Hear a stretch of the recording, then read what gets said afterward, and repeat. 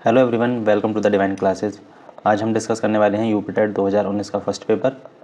तो चलिए स्टार्ट करते हैं। फर्स्ट क्वेश्चन, ये किसी आयताकार खेत का विकर्ण 17 मीटर तथा परिमाप 46 मीटर है तो खेत का क्षेत्रफल। ठीक है, आयताकार खेत दिया हुआ, आयताकार फील्ड है कोई, उसका विकर्ण, ठीक है, ये दिया हुआ है। ये कितना है? 17। इसको वर्टेक्स मान लेता हूँ ABCD, इसकी लेंथ मान लेते हैं L, ब्रेथ मान लेते हैं B। ठीक है, तो आयताकार आयत में हमेशा 90 डिग्री का एंगल बनता है इसके कॉर्नर पर, चारों कॉर्नर पर। तो इसमें हम पाइथागोरस लगा सकते हैं। पाइथागोरस से क्या मिलेगा हमें? AC का square is equal to AB का स्क्वायर प्लस BC का स्क्वायर, मतलब हाइपोटेनियस का square is equal to base का स्क्वायर प्लस परपेंडिकुलर का स्क्वायर। तो AC कितना? 17 जो क्वेश्चन में गिवन था हमें, इज इक्वल टू AB मतलब L का स्क्वायर प्लस B का स्क्वायर। तो 17 का स्क्वायर होता है 289 is equal to L square plus B square. एक रिलेशन तो हमें ये मिल गया, इसे फर्स्ट समीकरण मान लो। और क्या दिया हुआ? हमें दिया परिमाप दिया हुआ। तो परिमाप क्या होता है? आयताकार क्षेत्र का, आयताकार शेप का 2 लंबाई प्लस चौड़ाई, फिर length plus breadth is equal to 46। तो 2 से कैंसिल कर दीजिए 23 टाइम्स, तो L प्लस B की वैल्यू कितनी आ गई? 23। इसे इक्वेशन 2 मान लीजिए। और हमें निकालना है खेत का क्षेत्रफल या फील्ड का एरिया। तो इसका मतलब क्या निकालना है हमें? लंबाई गुणा चौड़ाई, यही होता है इसका एरिया। ठीक है, तो यहाँ से क्या करेंगे? इक्वेशन सेकंड की और फर्स्ट की हेल्प से इसको सॉल्व करके L इंटू बी की वैल्यू निकालनी है। तो इक्वेशन 2 का दोनों तरफ होल स्क्वायर कर दीजिए। L प्लस बी का whole square is equal to L square plus B square plus 2LB। तो L प्लस बी की वैल्यू कितनी? 23। तो 23 का square is equal to L square plus B square. Equation first में हमें पता है 289 plus 2 into L into B. तो यहाँ से 23 का स्क्वायर होता है 529 is equal to 289 plus 2L into B. अब इसको इधर ले जाइए तो माइनस में जाएगा 529 minus 289 is equal to 2LB। तो 9 से 9 0, 12 से 8 4, 4 से 2 2, तो 240 बचेगा is equal to 2L into B. 2 से कैंसिल कर दीजिए 120 टाइम्स। तो यहाँ से L into B, L into B मतलब एरिया, और वो उसकी वैल्यू कितनी है? 120 मीटर स्क्वायर। तो ऑप्शन कौन सा सही होगा? ऑप्शन ए करेक्ट हो जाएगा। नेक्स्ट क्वेश्चन,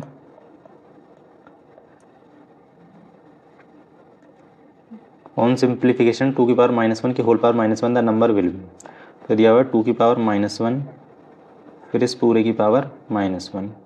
2 की पावर -1 मतलब 1/2। ठीक है, हम पहले देख चुके हैं कि अगर किसी की कोई भी नंबर है उसकी पावर -1 में है तो नीचे जाके प्लस में हो जाएगी, प्लस में 1, या 1/, कोई माइनस में नीचे 1 दिया हुआ है या कोई भी पावर जैसे 2 है तो ऊपर जाके प्लस की हो जाएगी। मतलब उसकी न्यूमिनेटर है तो डिनोमिनेटर में चेंज करो, तो डिनोमिनेटर है तो न्यूमिनेटर में, तो उस पावर का साइन चेंज हो जाएगा। ठीक है, अब आगे ये तो इसकी आई बस अंदर वाले ब्रैकेट की। अब 1/2 की पावर -1 है तो फिर न्यूमिनेटर को ऊपर भेज दीजिए और डिनोमिनेटर को नीचे, सॉरी न्यूमिनेटर को नीचे और डिनोमिनेटर को ऊपर। तो जाएगा 2/1 की पावर अब पॉजिटिव हो जाएगी, हमने चेंज कर दिया। तो 2/1 इज इक्वल टू 2। ठीक है, अब ऑप्शन देख लेते हैं। ए प्राइम नंबर, 2 प्राइम नंबर है, ये बात तो सही है। इवन नंबर 2 इवन नंबर भी है, ये भी ठीक है। मल्टीपल ऑफ 2, पहला ही मल्टीपल है 2 का, ये भी ठीक है। ऑड नंबर 2 ऑड नंबर नहीं है, तो क्या सही हो जाएंगे? ABC। तो ABC किस ऑप्शन में देख लेते हैं? ABC है डी ऑप्शन में। ठीक है, तो ऑप्शन डी करेक्ट हो जाएगा। Next, which one is the correct in the following statements. निम्नलिखित में कौन सा कथन सही है? लीस्ट प्राइम नंबर इज 1, सबसे छोटा प्राइम नंबर 1 है? नहीं, सबसे छोटा प्राइम नंबर है 2। A composite number may be odd number. ये तो कंपोजिट नंबर क्या होते हैं पहले वो देख लेते हैं। कंपोजिट नंबर होते हैं जिसके 2 से ज़्यादा फैक्टर हों, मोर देन 2 फैक्टर्स, चाहे 3 ही हों। ठीक है, 2 से ज़्यादा होने चाहिए, 3 हो 4 हो 5 हो कोई बात नहीं, लेकिन कम से कम 3 होने चाहिए। तो क्या अगर कोई कंपोजिट नंबर है तो क्या वो ऑड नंबर हो सकता है? तो देख लेते हैं, जैसे 9, तो 9 कंपोजिट नंबर है, इसके 3 फैक्टर हैं, 1 3 एंड 9, और ये ऑड नंबर भी है। ठीक है, तो ये वाली बात तो सही हो जाएगी, ऑप्शन बी तो सही हो जाएगा। कोई सम संख्या अभाज्य नहीं है, सम संख्या 2 इवन नंबर भी है और वो अभाज्य संख्या भी, मतलब प्राइम नंबर भी है। Sum of 2 prime number always prime number, नहीं, ये बात गलत है। जैसे 7 प्राइम नंबर है और 3 प्राइम नंबर है, अगर इनको ऐड करेंगे तो 10, तो वो तो प्राइम नंबर नहीं है। ठीक है, वो तो कंपोजिट नंबर है, तो ये भी गलत हो जाएगा। तो बस एक ही ऑप्शन सही है, बी वाला। नेक्स्ट, एक बहुभुज के अंतर्वृत्त एवं बाह्य कोणों का अंत एवं बाह्य कोणों का अंतर 60 डिग्री है तो बहुभुज में भुजाओं की संख्या।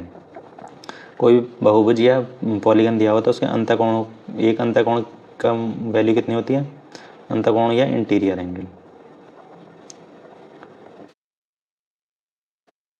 वो होती है n-2/n मल्टीप्लाई बाय 180। और बाह्य कोण की या एक्सटीरियर एंगल की वैल्यू कितनी होती है, वो होती है 360 डिग्री अपॉन n।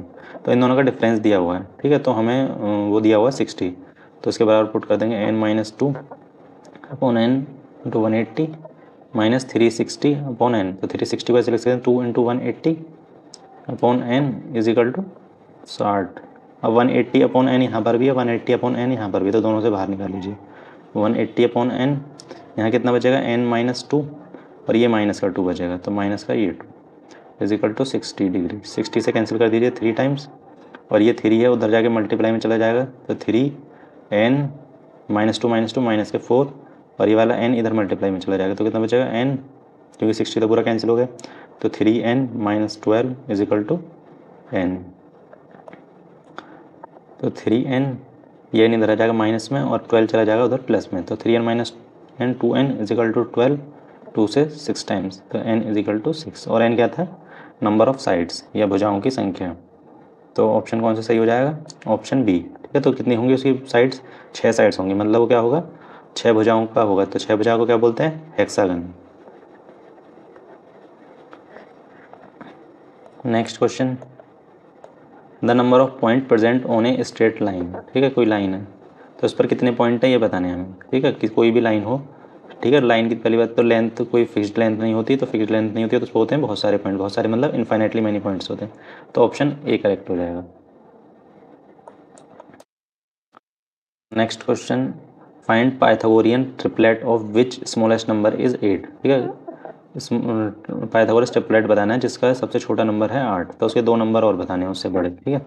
जब भी पाइथागोरस ट्रिपलेट निकालते कैसे हैं, ठीक है, अगर हमें सबसे छोटा नंबर दिया हुआ है तो अगर तो वो ऑड भी हो सकता है या इवन भी हो सकता है, ठीक है। जैसे यहाँ 8 का दिया है तो वो इवन है, तो हम दोनों का देख लेते हैं, पहले इवन का देख लेते हैं, जैसे 8 दिया हुआ है तो जो भी छोटा नंबर दिया है उसका करना है हमें डबल, तो 18 जो हो जाएगा 16, ठीक है। अब इसमें 1 प्लस कर दीजिए और एक बार 1 माइनस कर दीजिए, तो हो जाएगा 17 और 15, तो ठीक है, ये था इवन नंबर का, तो इसके करेंगे 8, 15 एंड 17।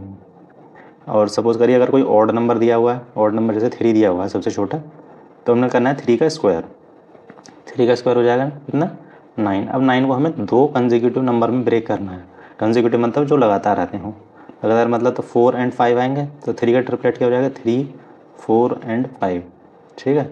एक एग्जाम तो ये भी पहले क्वेश्चन का तो आंसर ही हो जाएगा 8, 15 एंड 17, तो ऑप्शन ए करेक्ट हो जाएगा, ठीक है। एक एग्जांपल और देख लेते हैं, जैसे ऑड नंबर 5 दिया हुआ है, ठीक है, स्मॉलेस्ट नंबर 5 है, तो उसका ट्रिपलेट बताना है, तो उसका क्या करना है, हमें स्क्वायर, 5 का स्क्वायर 25, और 25 को 2 पार्ट में ब्रेक करना है, 2 पार्ट में ब्रेक कर दीजिए, ऐसे मतलब 2 पार्ट में ऐसे ब्रेक करना है कि लगातार वो दोनों नंबर आएँ, तो इसको 12 एंड 13 इन दोनों का सम कितना होगा 25, और ये लगातार भी आते हैं, तो 5 का ट्रिपलेट हो जाएगा 5, 12 एंड 13, ठीक है।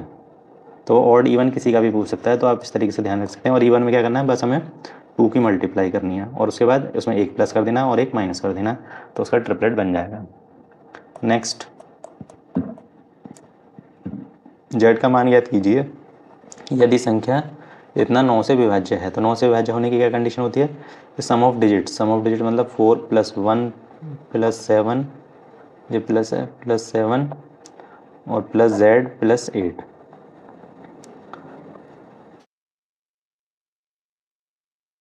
तो 4 + 1 5, 5 + 7 12 प्लस जेड +8, तो 12 + 8 20 प्लस जेड, ठीक है। अब 9 से डिवाइड होने के लिए वो नंबर क्या होना चाहिए, तो 9, 18, 27, ठीक है। अब जेड कोई डिजिट है, डिजिट है मतलब तो पॉजिटिव होगी, तो ये पीछे वाले नंबर तो नहीं हो सकते छोटे नंबर 9 और 18, 20 के बाद वाले कोई नंबर होगा, तो 20 के बाद वाला नंबर क्या आना है 27, तो जेड को क्या होना पड़ेगा 7 होना पड़ेगा, जिससे वो नंबर 9 से पूरा पूरा डिवाइड हो पाए, तो ऑप्शन बी करेक्ट हो जाएगा, जेड की क्या वैल्यू हो जाएगी 7। नेक्स्ट, यदि 2160 की वैल्यू दी हुई है तो इसका मान बताना है हमें। पहले इसके प्राइम फैक्टराइजेशन कर लेते हैं, इस फॉर्म में चेंज कर लेते हैं पहले से। 2160 तो 2 से कैंसिल हो जाएगा पहले, तो 2 1 2 0, 2 8 16 और ये 0 का 0। अभी भी 2 से कैंसिल हो जाएगा, 2 5 10, 2 4 8 0। अभी भी 2 से कैंसिल हो सकता है, 2 2 4 बचा एक 14, 2 7 0। अभी भी कैंसिल हो जाएगा 2 से, 2 1 2, 2 3 6 1 बचेगा 10, 2 5 10। अब नहीं होगा 2 से क्योंकि ऑर्डर नंबर है। 5 3 8 + 1 9, 9 आ रहा है तो 3 से हो जाएगा, 3 4 12 बचा एक, तो 3 5 15, 5 + 4 9, तो अभी भी 3 से डिवाइड हो जाएगा, 3 से 15 टाइम्स। अभी भी 3 से हो जाएगा, 3 5 अब 3 से नहीं होगा, +5 से होगा क्योंकि 5 प्राइम नंबर है। तो 2 कितने टाइम्स आया, 4 बार, तो इसे लिख सकते हैं 2 की पावर 4 मल्टीप्लाई बाय 3 3 बार, तो 3 की पावर 3 इंटू 5 की पावर 1। ठीक है, अब इससे कंपेयर कर दीजिए। तो यहाँ पर ए की वैल्यू कितनी आ गई, 4, बी की वैल्यू 3 और सी की वैल्यू 1। तो अब यहाँ पुट कर देंगे, हमें इसकी वैल्यू निकालनी ना, 3 की पावर ए मल्टीप्लाई 2 की पावर -b मल्टीप्लाई बाय 5 की पावर -c। तो 3 की पावर ए मतलब 3 की पावर 4 मल्टीप्लाई 2 की पावर माइनस के बी, तो 2 की पावर -3 और 5 की पावर -c, तो -1। 3 की पावर 4 मतलब 81 और 2 की पावर 3 मतलब 8, पहले से नीचे ले आएंगे तो आ जाएगा 2 की पावर 3, तो पावर पॉजिटिव हो जाएगी, और ये 5 को भी नीचे, तो इसकी पावर पॉजिटिव। 81 2 की पावर 3 8 इंटू 5, तो ये कितना हो जाएगा 81 और 8 5 से 40, 81/40, तो ऑप्शन बी करेक्ट हो जाएगा। ठीक है, पहले हमें बस इसकी कंपेयर करके ABC की वैल्यू निकालनी थी और ABC की वैल्यू हमें जो एक्सप्रेशन दिया हुआ है उसमें पुट कर दे देनी थी, बस इतना काम करना था। नेक्स्ट,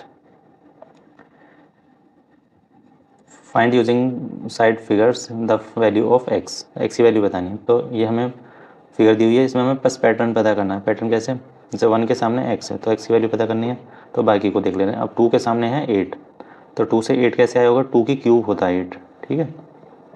और 3 के सामने 27, तो 3 की क्यूब भी कितना होता है 27, 4 की क्यूब 64, तो 1 की क्यूब क्या होगा, 1 की क्यूब तो 1 ही होती है, 1 की क्यूब मतलब 1 की 3 टाइम्स मल्टीप्लाई, 1 मल्टीप्लाई 1 मल्टीप्लाई 1, तो 1 की तो कितनी बार मल्टीप्लाई कर लो 1 ही आएगा, तो ऑप्शन ए करेक्ट हो जाएगा। Next, mode of distribution can be obtained from. ठीक है, मोड ऑफ डिस्ट्रीब्यूशन को हम कैसे निकालते हैं वो देखना है। लेस देन टाइप और गिव्स, मोर देन टाइप और गिव्स, या फ्रीक्वेंसी पॉलीगन, या हिस्टोग्राम, या आयत चित्र। ठीक है, तो मोड क्या होता है, जो मोड सबसे ज़्यादा बार आए हो, सबसे ज़्यादा मतलब जिसकी सबसे ज़्यादा फ्रीक्वेंसी हो, तो वो कैसे पता चलती है, वो पता चलती है हमें हिस्टोग्राम से। हिस्टोग्राम इस तरीके से बनाते हैं हम,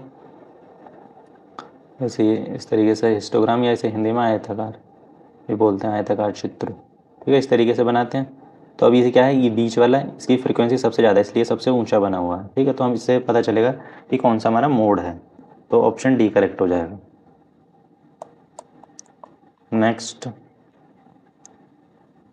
एक आयत की लंबाई में 60% की वृद्धि करने पर उसकी चौड़ाई में कितने % की कमी करनी होगी जिससे आयत का क्षेत्रफल न बदले। ठीक है, तो आयत का क्षेत्रफल में कोई चेंज नहीं आना, इस तरीके से हमें उसकी चौड़ाई में कमी करनी है। तो हमने एक फॉर्मूला देखा था पहले भी कि a + b + AB/100। ठीक है, ये क्या था, ये जो टोटल जो चेंज आता है उसके एरिया में वो था, या दो चीज़ों में अगर मिक्स करके चेंज कर रहे हैं तो टोटल कितना चेंज होगा वो बताता है ये फॉर्मूला। तो a को मान लेते हैं लेंथ और b को मान लेते हैं ब्रेथ, मतलब चौड़ाई, विड्थ। तो a क्या हो रहा है, वृद्धि हो रही है, तो प्लस साइन के साथ लेंगे 60।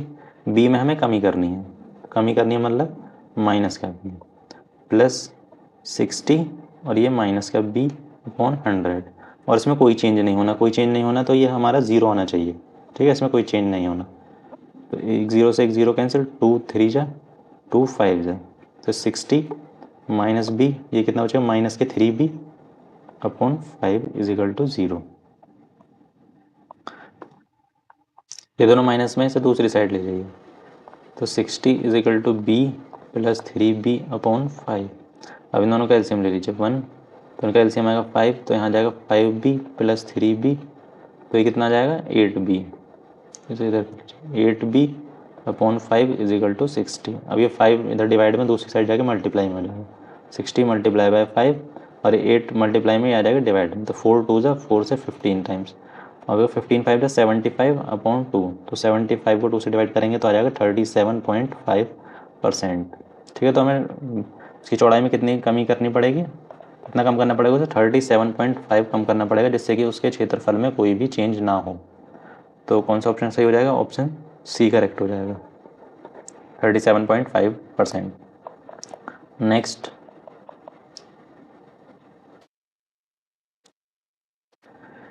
एक घन का आयतन संख्यात्मक रूप से उसकी भुजाओं की लंबाई के योग के बराबर है, तो घन का संपूर्ण पृष्ठीय क्षेत्रफल वर्ग इकाई में कितना होगा। ठीक है, तो वर्ग इस तरीके से होता है, सॉरी घन, तो उसकी सारी साइड बराबर होती है, मतलब लेंथ विड्थ हाइट सब सेम होती है।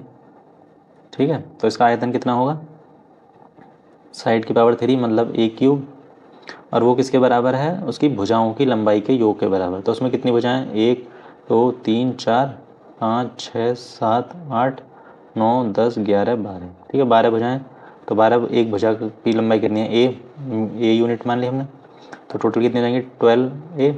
ठीक है, अब इसे इधर ले आइए, a cube minus 12a is equal to 0, a common ले लीजिए, a square minus 12 is equal to 0। ठीक है, या तो ए इज इक्वल टू 0 होगा या a square minus 12 is equal to 0, इसका मतलब ए is equal to 12।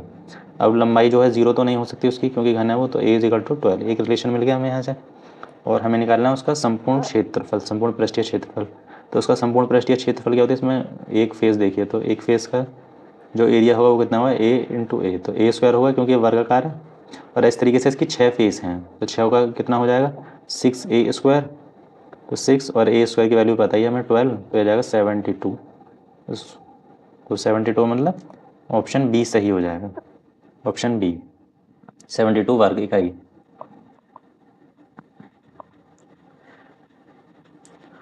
Next question,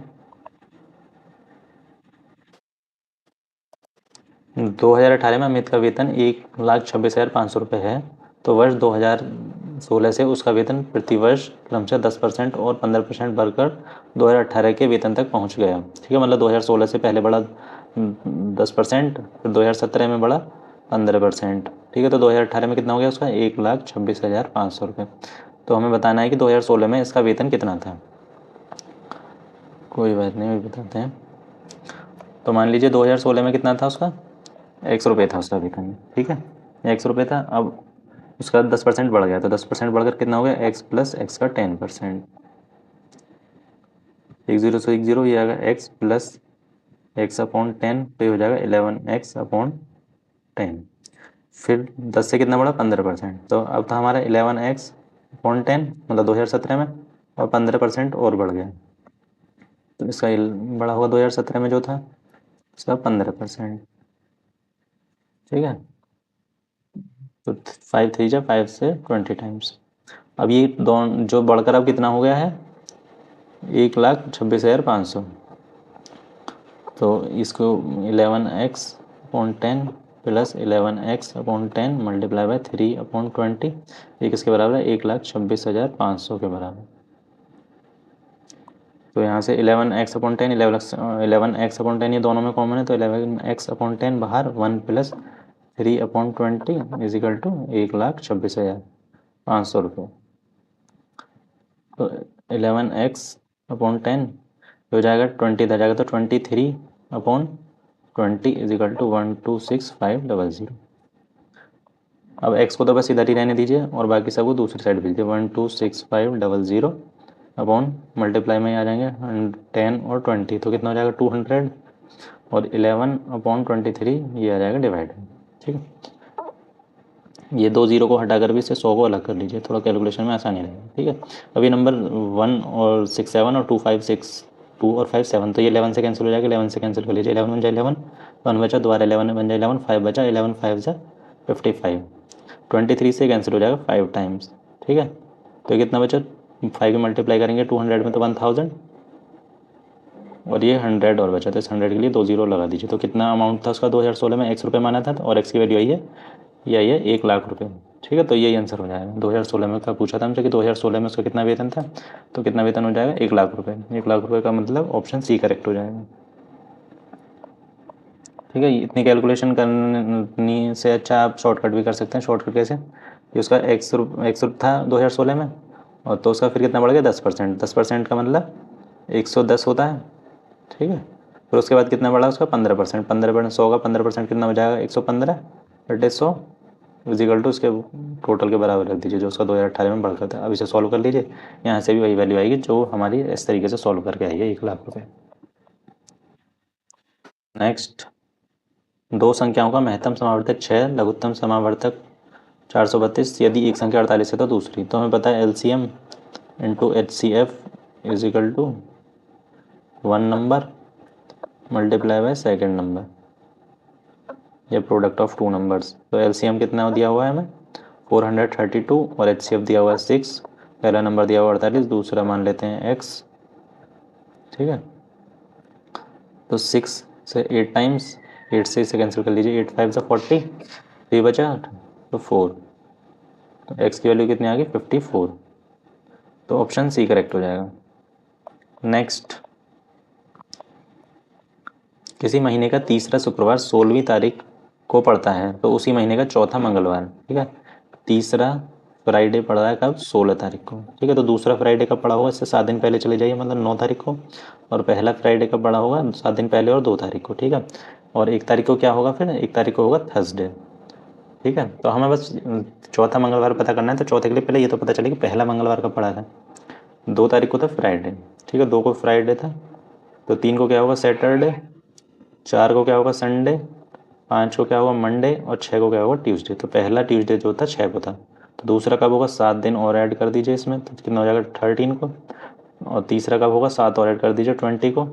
हमसे चौथा पूछा तो एक बार और 7 और ऐड कर दीजिए तो आ जाएगा 27 को। ये था पहला मंगलवार, दूसरा, तीसरा, चौथा। तो चौथा होगा 27 तारीख को। 27 मतलब बी ऑप्शन करेक्ट हो जाएगा। नेक्स्ट,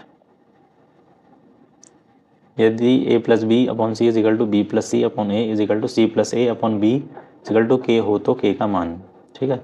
पहले इन दोनों को इक्वल, ये सब बराबर हैं तो पहले इन दोनों को इक्वल कर लीजिए। यहाँ से क्या मिलेगा हमें a plus B upon C is equal to K. तो a plus B is equal to K C, question first मान लीजिए। और सेकेंड टाइम दूसरे को बराबर कर दीजिए के बराबर। तो यहाँ से क्या मिलेगा b plus C is equal to K A, इसे इक्वेशन 2। फिर थर्ड को सी प्लस ए को इसको कर दीजिए, तो C plus A is equal to K B, ठीक है। अब इन तीनों इक्वेशन को ऐड कर दीजिए, equation first plus second plus third. तो इक्वेशन प्लस कैसे करते हैं, LHS वाले को LHS के साथ, RHS वाले को RHS के साथ। तो a plus B plus C plus A is equal to K A plus K B plus K C. तो ए 2a हो जाएगा, बी 2b, सी 2c। तो 2 तो सब में से कॉमन ले लीजिए, तो ये बचेगा a प्लस बी प्लस सी, क्योंकि 2 a आए थे, 2 b और 2 ही c। तो तीनों में से 2 कॉमन ले लिए तो a प्लस बी प्लस सी बचेगा। और इधर तीनों में के कॉमन है तो के को कॉमन ले लीजिए, a plus B plus C. तो a plus B plus C से a plus B plus C cancel, तो इधर बचा 2 और इधर बचा k। तो k की वैल्यू कितनी हो जाएगी 2। तो ऑप्शन ए करेक्ट हो जाएगा। नेक्स्ट, निम्नलिखित में से 3 मापों को लेकर कुल कितने त्रिभुज बनाए जा सकते हैं। भुजा की माप 1.2 सेंटीमीटर, 4.2, 5.9 और 8.1। पहले इनके सबके पेयर बना लेते हैं। पेयर मतलब त्रिभुज बनाने के लिए 3 साइड चाहिए, तो 3 करके कितने 1.2, 4.2, 5.9, ठीक है। इस बार 4.2 घटा दीजिए, 4.2 घटा दीजिए 5.9 और 8.1। इस बार 5.9 को हटा दीजिए, 5.9 को हटा देंगे तो 4.2 आ जाएगा 8.1, ठीक है। इससे तो तीनों बन गए। तो इससे देखते हैं, इससे इस वाला तो केस तो आ ही गया है, और तो इस तीनों का बचेगा 4.2, 5.9 और 8.1, ठीक है, यही बचेंगे। अब हमें कैसे पता चलेगा किसका त्रिभुज बनेगा या नहीं बनेगा। तो हमने पहले पढ़ा था कि किस त्रिभुज बनाने के लिए क्या दो कंडीशन होती हैं, मतलब उसकी जो प्रॉपर्टीज़ होती हैं, 2 प्रॉपर्टीज़ होती हैं। पहली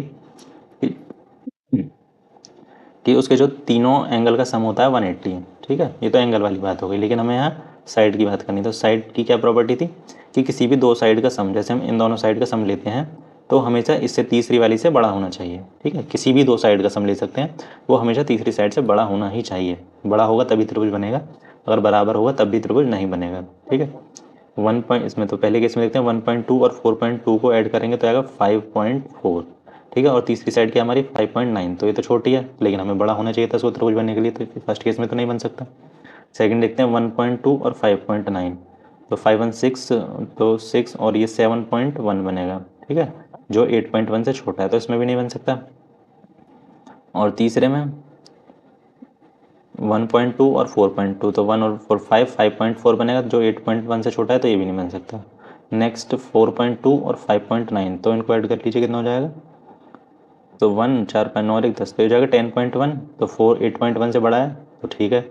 या 4.2 और 8.1 को ऐड करेंगे तो 8 4 12.3 आएगा, ठीक है, जो कि 5.9 से बड़ा है। या अगर इस तीनों को नहीं, इस 5.9 या 8.1 को ऐड करेंगे तो 0 8 तो 5 13 14 14 आएगा, जो 4.2 से बड़ा है, ठीक है। तो तीसरा वाला केस जो है उसमें हम किसी भी दो साइड का सम कर रहे हैं, तो वो हर बार तीसरी से बड़ा आ रहा है, तो बस एक ही केस है जिसमें बनेगा। तो कितने त्रिभुज बन सकते हैं, सिर्फ एक ही त्रिभुज बनेगा, तो ऑप्शन डी करेक्ट हो जाएगा। नेक्स्ट,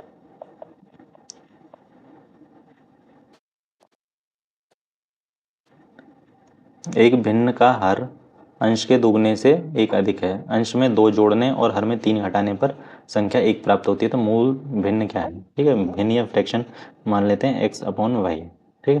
तो पहली कंडीशन में किसने बोला कि जो हर है, हर क्या है हमारा, मतलब डिनोमिनेटर y इक्वल टू क्या, अंश के दुगने से एक अधिक, अंश मतलब न्यूमरेटर, न्यूमरेटर के दुगने से एक अधिक है, अगर हम इसका दुगना करके एक प्लस ऐड कर दिया तो वो हर के बराबर हो जाएगा। तो अब यहाँ पे हमें जो फ्रैक्शन है वो क्या हो गया हमारा, x/2x+1, y की वैल्यू हमने ये पुट कर दी, ठीक है। फिर कह रहा है कि अंश में 2 जोड़ने पर, फ्रैक्शन ये था हमारा x/2x+1, अंश में 2 जोड़ दिया, और हर से 3 घटाने पर, हर से 3 घटा दिया, तो हमें संख्या क्या प्राप्त हो रही है, 1, तो वो फ्रैक्शन क्या हो जा रहा है, 1 के बराबर हो जा रहा है।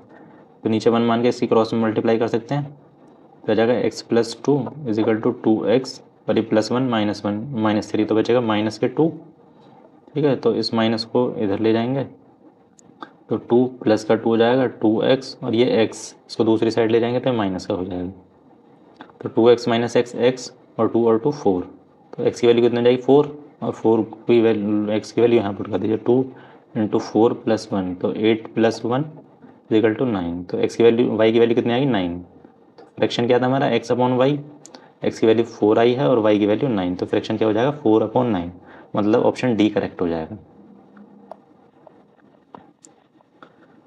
नेक्स्ट, सिंप्लीफाई दिस, ठीक है, ये हमें एक्सप्रेशन दिया हुआ है, इसे सॉल्व करना है। तो इसमें बॉड मास रूल लग रहा है, तो एक बार बॉड मास रूल देख लेते हैं, BOD MAS, तो B से ब्रैकेट, O से ऑफ, D से डिवाइड, M से मल्टीप्लाई, A से एडिशन, और S से सब्ट्रैक्शन, ठीक है। अब ब्रैकेट भी इसमें सभी तरीके के होते हैं, ब्रैकेट का ऑर्डर क्या होता है, ब्रैकेट का ऑर्डर भी देख लेते हैं एक बार, ठीक है। ब्रैकेट का ऑर्डर होता है, सबसे पहले हम सॉल्व करते हैं लाइन ब्रैकेट को, लाइन ब्रैकेट मतलब इस तरीके से 3 2 -3 इनके ऊपर जो होता है, तो यहाँ पर 13 - 7 के ऊपर है। दूसरा होता है हमारा स्मॉल ब्रैकेट, स्मॉल ब्रैकेट मतलब ये वाला। तीसरा होता है हमारा मिडिल ब्रैकेट, मिडिल ब्रैकेट मतलब ये इस तरीके से, इसे मिडिल ब्रैकेट बोलते हैं, इसे स्मॉल और इसे लाइन ब्रैकेट। और सबसे चौथा, सबसे लास्ट में सॉल्व करते हैं हम 4th नंबर पर बड़े ब्रैकेट को या बिग ब्रैकेट को, ठीक है, इस तरीके से जो भी होता है। इसमें बिग ब्रैकेट तो नहीं दिया, तो बस 3 ही दिए हैं, ठीक है। तो चलिए इसे सॉल्व करते हैं। -9 minus middle bracket small bracket -8 plus small bracket 24 divided by 13 - 7, ठीक है। तो सबसे पहले लाइन ब्रैकेट सॉल्व करना है, तो बाकी सबको ऐसे लिखा रहने दीजिए, इसको सॉल्व कर दीजिए। -9 -8 प्लस 24 डिवाइडेड बाय 13 - 7 6, ठीक है। उसके बाद लाइन ब्रैकेट तो ख़त्म, और कहीं नहीं है।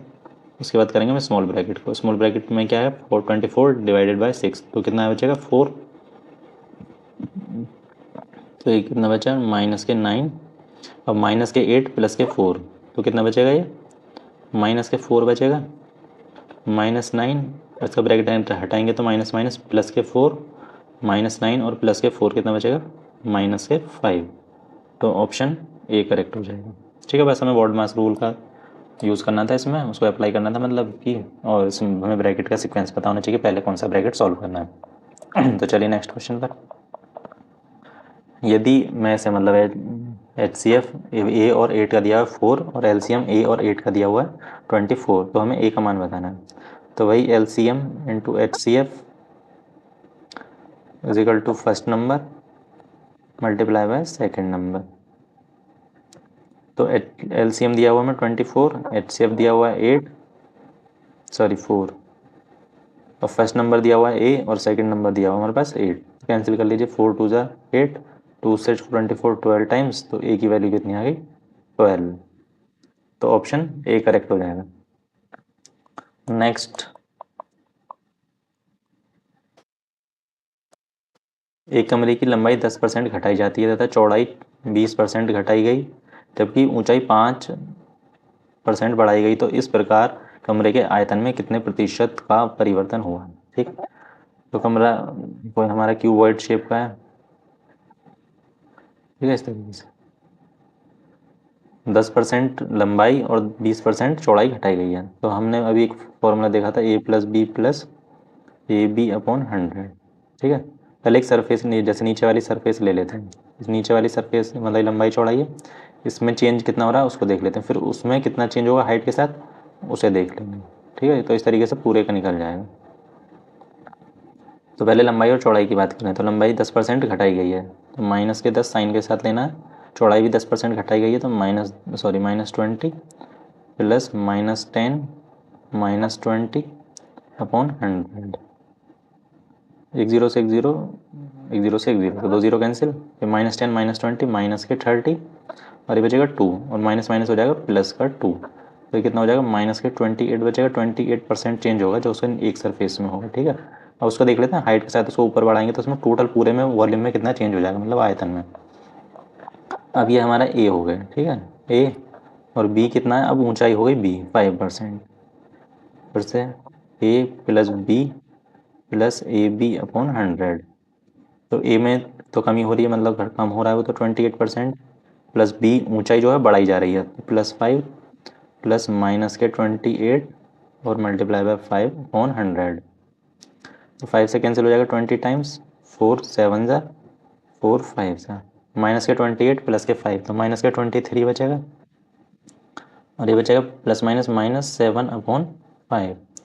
नीचे 1 मान के एलसीएम आ जाएगा कितना, इधर लिख लेते हैं इसे 5, और 23 5 जा 115 -7, तो ये कितना हो जाएगा माइनस के 122/5।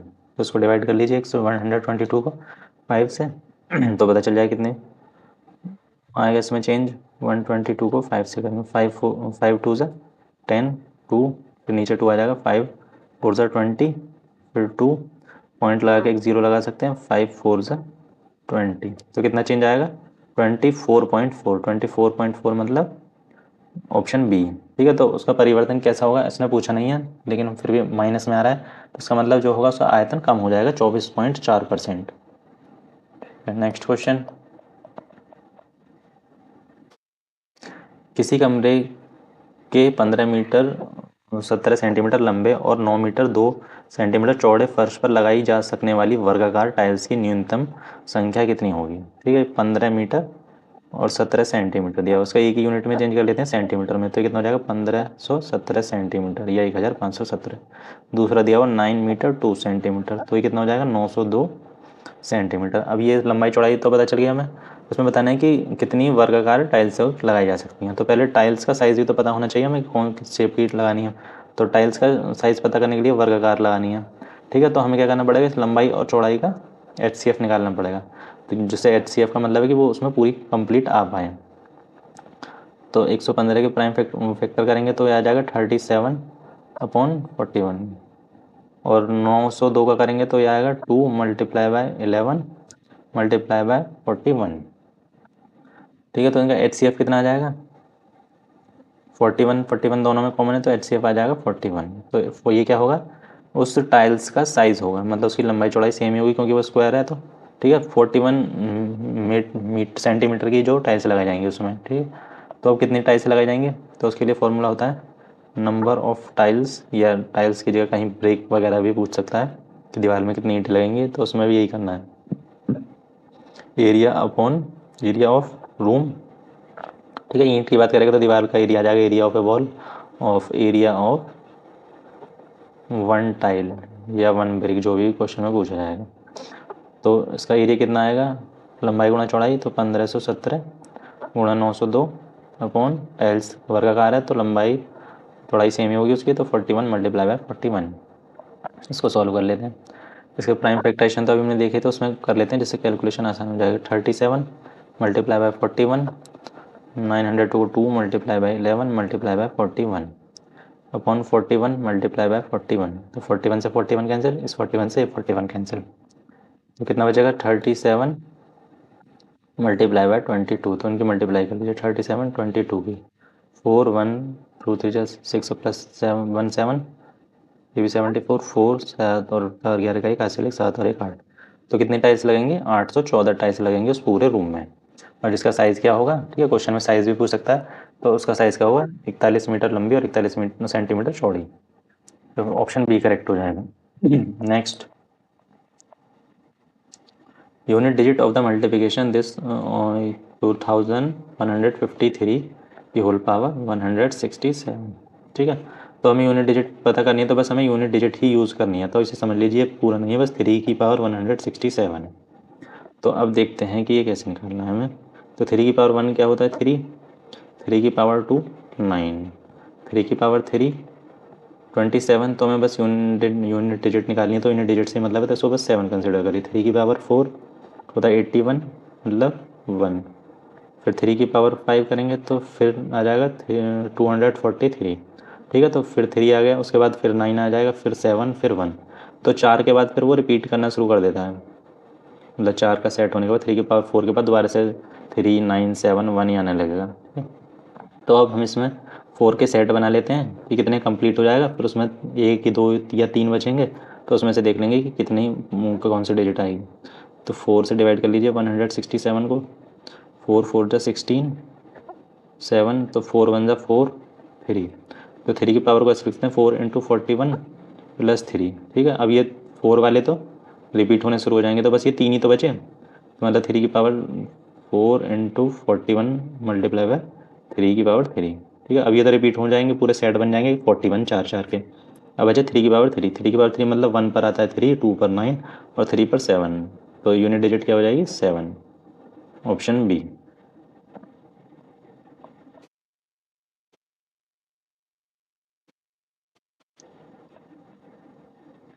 यदि एक भिन्न के अंश को 20% और हर को 25% बढ़ा दिया जाए तो भिन्न 3/5 हो जाता है, तो मूल भिन्न क्या है। तो मान लेते हैं एक्स अपॉन वाई भिन्न है या फ्रैक्शन, तो एक्स का 20% बढ़ाएंगे तो कितना हो जाएगा, एक्स का 20% बढ़ा दीजिए 1 0 0 2 से 5 टाइम्स, तो हो जाएगा एक्स प्लस एक्स अपॉन 5, तो ये हो जाएगा 6x अपॉन 5। अब वाई का हर का भी क्या करा उन्होंने 25% बढ़ा दिया, तो 25% बढ़ा दीजिए वाई प्लस वाई का 25%, 25 वन 25, 25 4 ज़ा 100, तो हो जाएगा वाई प्लस वाई अपॉन 4, तो ये हो जाएगा 5y अपॉन 4। ठीक है, तो हमें क्या मिल जाता है 3/5। तो ये जो नया चेंज करके आया फ्रैक्शन लिख दीजिए 4 अंश, तो ये हो गया अब नया हर हो गया 5y अपॉन 4, और ये किसके बराबर है 3/5 के बराबर। तो 4 तो जाएगा ऊपर और ये 5 जाएगा नीचे, तो 6 हो जाए 24x अपॉन 5 5 जा 25y इज इक्वल टू 3/5। तो 3 से कैंसिल कर लेंगे, 3 8 जा 5 से 5 टाइम्स, ये 5 इधर मल्टीप्लाई, इधर तो बचा x अपॉन 5, अब ये नीचे था तो दूसरी साइड चला जाएगा ऊपर, मतलब मल्टीप्लाई में 5, और ये 8 ऊपर था दूसरी तरफ जाएगा तो नीचे आ जाएगा, मतलब डिवाइड में। तो हमारा जो फ्रैक्शन था या भिन्न था वो कितना था 5/8, 5/8 मतलब ऑप्शन ए करेक्ट हो जाएगा।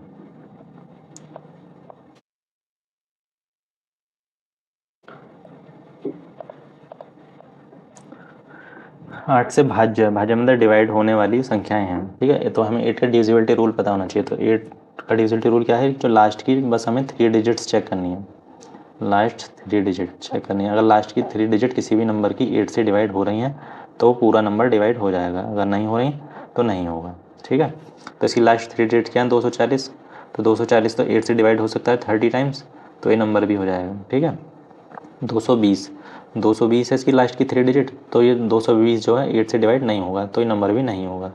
128, 128 8 से डिवाइड हो सकता है। ठीक है, और मतलब हो सकता है या हो ही जाएगा, हो जाएगा तो ये पूरा नंबर भी 8 से डिवाइड हो जाएगा। नेक्स्ट 124, तो 124 तो नहीं होगा, ठीक है, 128 के बाद 136 होगा या उससे पहले 120 होगा, तो 124 तो बीच में आता है तो वो तो नहीं होगा, तो ये भी नहीं होगा। तो ऑप्शन कौन सा सही हो जाएगा, फर्स्ट और थर्ड, फर्स्ट और थर्ड ऑप्शन सी में है, तो ऑप्शन सी करेक्ट हो जाएगा।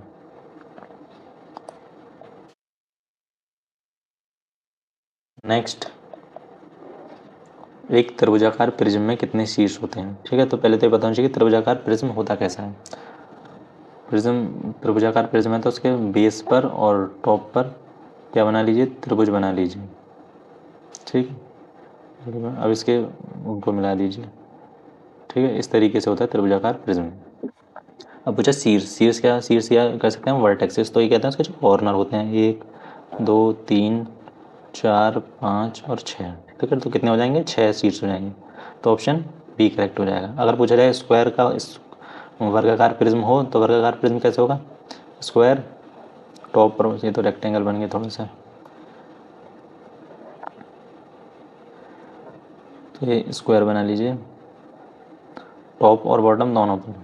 ठीक है, उसके मिला दीजिए वर्टेक्स को सभी को, ये इस तरीके से बनेगा। ठीक है, अगर रेक्टेंगल का आ जाए तो टॉप और बॉटम दोनों पे रेक्टेंगल बना देना है। तो इसमें कितने वर्टेक्स हो जाएंगे, इसमें हो जाएंगे 8, 4 आगे और 4 ही पीछे, मतलब ये टॉप और बॉटम पर 4 रेक्टेंगुलर में भी 8 होंगे। ठीक है, तो इस तरीके से इनके शेप को याद रखिएगा। नेक्स्ट, रुपये के 6 की दर से केले खरीद कर 6 रुपये में 4 की दर से बेचने पर कितने प्रतिशत हानि होगी। ठीक है, तो 6 रुपये के पे हमने कितने, 6 केले खरीदे 10 रुपये के, तो एक केले की वैल्यू कितनी हो जाएगी, 10/6, 2 5 ज़ा 2 3 ज़ा, मतलब एक केले की वैल्यू कितनी होगी, 5/3। तो ये क्या होगा हमारा, CP, कॉस्ट प्राइस। अब बेके किस के अकॉर्डिंग है, 4 केले बेके हमने 6 रुपये में, तो एक केले का प्राइस कितना होगा, 6/4, 2 3 ज़ा 2 2 ज़ा, तो 3/2, ये हो गया हमारा सेलिंग प्राइस। ठीक है, तो लॉस हुआ हमारा, तो कॉस्ट प्राइस ज़्यादा हुआ, तो लॉस निकाल लेते हैं, पहले परसेंट में पूछा, पहले लॉस निकाल लेते हैं फिर उसको परसेंट में चेंज कर देंगे।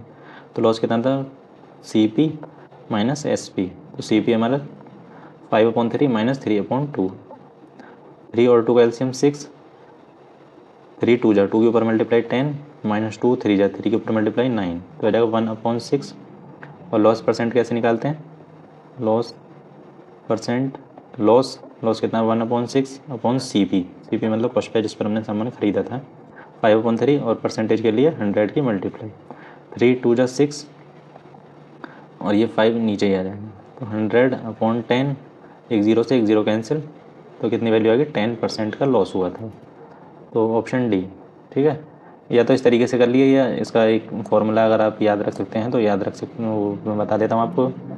अगर हमने A रुपये में, ठीक है, A रुपये में कोई आर्टिकल खरीदे B, और फिर उन्हें हमने क्या करा, C रुपये में D आर्टिकल बेच दिए। ठीक है, केले की जगह कुछ भी हो सकता है आर्टिकल, तो उसमें लॉस या प्रॉफिट परसेंट जो भी होगा, ठीक है, वो उसके साइन पर डिपेंड करेगा। तो उसके लिए फॉर्मूला है, पहले इन दोनों की मल्टीप्लाई कर दीजिए, B और C की, तो B मल्टीप्लाई C और फिर A और D की कर दीजिए। ठीक है, क्या इस तरीके से क्रॉस मल्टीप्लाई कर दीजिए, B multiply C minus A multiply D upon A multiply by D, और परसेंटेज के लिए 100। ठीक है, अगर ये पूरा कैलकुलेट करने के बाद पॉजिटिव में आ रहा है, प्लस में आ रहा है, तो हमारा प्रॉफिट हो रहा है, अगर नेगेटिव आ रहा है तो लॉस हो रहा है। ठीक है, इसको भी याद रख सकते हैं, ये पूरा सिंपल तरीके से तो मैंने आपको करके बता ही दिया कि कैसे करना है। नेक्स्ट,